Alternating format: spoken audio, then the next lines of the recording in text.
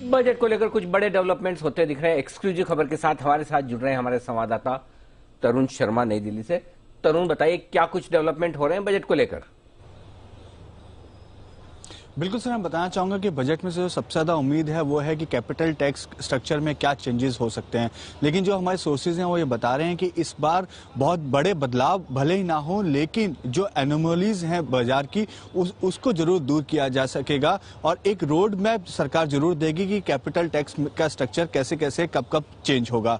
जो एनोमलीज हैं जिसमें इस साल विचार अभी चल रहा है वो है जैसे यदि आप डायरेक्ट डेट में यदि इन्वेस्ट करते हैं तो आपको एलटीसीजी 12 महीने के बाद ही आप एप्लीकेबल हो जाते हैं। लेकिन यदि आप डेट म्यूचुअल फंड में इन्वेस्ट करते हैं तो आपको 36 महीने का वेट करना पड़ता है एलटीसीजी के लिए। तो इस एनोमली को भी दूर किया जा सकता है, इस पे विचार अभी सरकार कर रही है। इसके साथ साथ ईटीएफ की में यदि आप निवेश करते हैं तो एलटीसीजी 36 महीने का है, लेकिन यदि आप सिक्योरिटीज या इक्विटीज में इन्वेस्ट करते हैं तो 12 महीने का एलटीसीजी है। तो इसको भी एक पैरिटी लाने पर सरकार विचार कर रही है। इसके साथ साथ जो एसटीटी का कैलकुलेशन ईटीएफ और जो नॉर्मल इक्विटीज हैं उनमें जो एसटीटी का कैलकुलेशन होता है उसमें भी पैरिटी लाने पर सरकार का मंथन चल रहा है, क्योंकि ईटीएफ में इंट्रा डे पे जो यदि आपकी पोजीशन स्क्वायर ऑफ होती है तो एसटीटी ज्यादा लगता है और यदि आप डिलीवरी लेते हैं तो आपका एसटीटी ईटीएफ पे कम लगता है। वहीं इक्विटीज में यदि आप डिलीवरी लेते हैं तो एसटीटी ज्यादा लगता है और इंट्रा डे पे एसटीटी जो है वो कम लगता है। तो इसको पैरिटी लाने पे सरकार की योजना है और इस तरीके से कई और ऐसी एनोमलीज हैं जिस पे सरकार काम कर रही है और पहले चरण में या ये कहें कि इस बार के बजट में इस तरीके की एनोमलीज को दूर किया जाएगा और एक रोड मैप जरूर देगी सरकार की कैपिटल टैक्स में कैसे और कब कब बदलाव होंगे।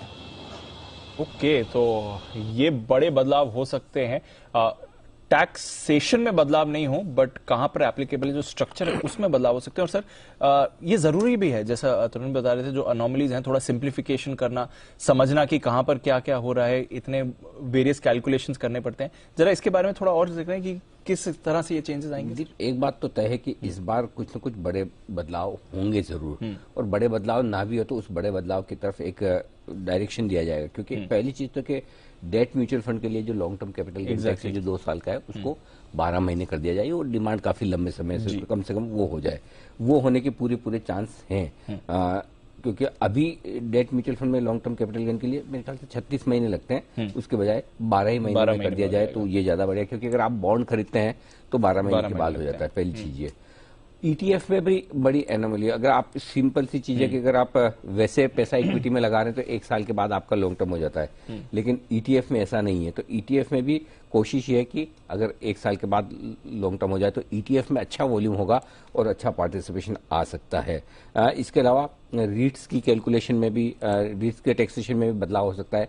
एसटीटी इंट्राडे में और डिलीवरी बेसिस पे जो अलग अलग लग रहा है उस पर बदलाव हो सकता है। कई सारे और भी इंश्योरेंस पर, यूलिप पर जो टैक्स के मामले हैं उनमें सरकार बदलाव करने की सोच सकती है। तो आई थिंक ये बजाय इसके कि एक लोगों के मन में डर जो है वो ये है कि कहीं ऐसा ना हो कि short term capital gain tax बढ़ा दिया जाए। इन ए सेंस कि short term capital gain tax अभी आपको 15% देना होता है, क्या इसे 20% किया जा सकता है, या फिर शॉर्ट टर्म कैपिटल गेन को आप एक नॉर्मल इनकम की तरह मानकर जो स्लैब है उसी स्लैब में कर दे, यानी कि मार्जिनल रेट से टैक्स लगेगा, यानी कि जो हाईएस्ट स्लैब वाला है आदमी उसको जो 42% तक चले जाता है सरचार्ज के बाद, क्या वो लग सकता है? वो होता है तो वो बड़ा झटका होगा। आई एम श्योर सरकार ऐसा नहीं करेगी, और अगर कर दिया तो वो मार्केट के लिए बड़ा झटका होगा। क्योंकि उसकी एक वजह यह कि ऑलरेडी आप एसटीटी ले रहे हैं तो डबल टैक्सेशन है ही। आमतौर पर दुनिया में आप कहीं भी देखें, अगर एसटीटी लग रहा है तो फिर टैक्सेशन की रेट बहुत कम है, और टैक्सेशन की रेट ज्यादा है तो एसटीटी नहीं लग रहा। अब सरकार एसटीटी रखकर क्या short term capital gain tax बढ़ा सकती है, या अगर पैरिटी लाने के चक्कर में ये बोले कि दोनों में ही 15% कर दे तो मतलब करने में बहुत कुछ हो सकता है। और एक अगर आज आप पूछेंगे, और मैं जितने लोगों से मार्केट में बात करता हूँ, सबको डर एक ही चीज का है कि स्टॉक मार्केट मजबूत है, बहुत सारे लोग आ गए हैं, थोड़ा बहुत पैसा भी बना है, तो कहीं ऐसा ना हो कि सरकार यहाँ टैक्स बढ़ाने के बारे में सोच दे, चाहे वो लॉन्ग टर्म का हो चाहे शॉर्ट टर्म का हो। सो आई थिंक जब तक वो टच नहीं करते हैं और बाकी जगह जो छोटे मोटे बदलाव करने हैं, समानता लानी, वो करे तब तक ठीक है। लेकिन अगर long term capital gain tax और short term capital gain tax को कहीं टच किया गया तो वो बाकी सब चीजों पे मार्केट में भारी पड़ेगा और फिर बाद में होगा ये कि हेडलाइन सिर्फ उसी की बनेगी। राइट। कि एंड ऑफ डे जब बजट खत्म होने के बाद आप हेडलाइन देखेंगे तो हेडलाइन आपको ये नजर आएगी, अच्छा कैपिटल गेन टैक्स में बदलाव, और जाहिर सी बात है कम तो करने वाली है नहीं सरकार, इस वक्त कम करने का तो आप भूल ही जाओ, ठीक है ना।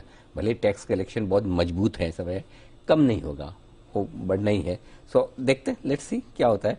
सो इस बार के बजट में लोगों को डर एक ही चीज का है जी, एक ही चीज का, कहीं शॉर्ट टर्म कैपिटल गेन या long term capital gain tax बढ़ ना जाए किसी तरह से, डायरेक्टली इनडायरेक्टली, बस वही है। ठीक है, बट सिंप्लीफिकेशन होगा, रैशनलाइजेशन होगा, वो सराहनीय होना भी चाहिए। चलिए ठीक है, तो ये है हमारी बड़ी एक्सक्लूसिव खबर, क्या आ सकता है इस बजट में, और देखते हैं कितना रैशनलाइजेशन कैपिटल गेन्स टैक्स को लेकर आता है।